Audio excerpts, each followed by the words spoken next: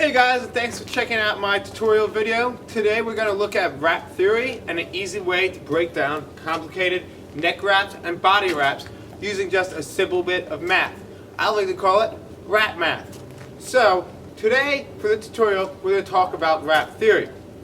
Wrap theory for rope dart is a very good guiding principle that helps explain empty knots, body wraps, neck wraps, end twines. If you can use it, basically wrap around your body, wrap theory guides a lot of what you're doing. But wrap theory is it's kind of large when you think about these more complicated wraps. So I thought an easier way to do it was to break it down by its simplest components and let you know about it.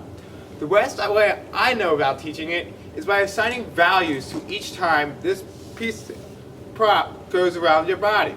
So every time you throw it one direction, I like to assign it a value of +1. And every time you throw it around the opposite way, you can assign it a value of -1, getting to 0, and ultimately shooting the rope off of you. However, this doesn't really help much because it's so simple math. When you look at neck wraps, again, throwing it once around your body, you're at +1. And then when you throw it around your body again, you get back to -1, coming at 0, and it coming off of you. However, the more complicated wraps that we learn in rope dart involves pivots, steps, your legs, your shoulders, and your elbows. So how are you going to take this simple bit of math and apply it to such a wide range of moves? Well, what I've learned is that a good way to do it is to assign values of 0.5 and -0.5 to your turns and twists. So when you pivot your body can count as a -0.5 or a +0.5 depending on which way the rope is wrapping. So when you first start wrapping your body, always give a positive score to that. And when you start wrapping in the opposite direction, you give a negative score to that. Once you're at 0, you can release the rope dart. So let's look at a more complicated leg wrap and see how this simple bit of wrap math can help us get into these complicated leg wraps, but really break it down into the simpler elements. So a very fun one to do is just starting with first throwing it around your leg. Since it's only around half your body or one of your legs, let's assign this value a value of 0.5. Now what we then do is we want to get it out from underneath of us. So we can shoot it out from underneath our right leg, but if you do it, we're still going to be stuck underneath.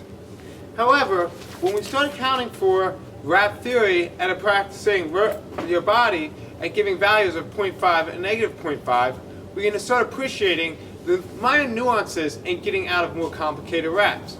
So let's take that same idea and apply it, but this time using wrap math and pivots. So you throw it underneath your first leg. Again, you have a score of +0.5, and then with the second one, you can throw it underneath your leg. As we went through, it got wrapped around our body. However, if we do a simple pivot with the last turn, we can see that we get taken out completely. And that goes something like that. And in that move, my body did a whole 360. And so when you threw it underneath your leg, it then got completely underneath your body. So we did a 0.5 and another 0.5. And to get out of that last little bit, we had to carry this arm all the way to the other side using our pivot. So when we do it, we just add it all up, and it comes out like that, and we're back in the starting position. And when you add those numbers up, you're ending at 0.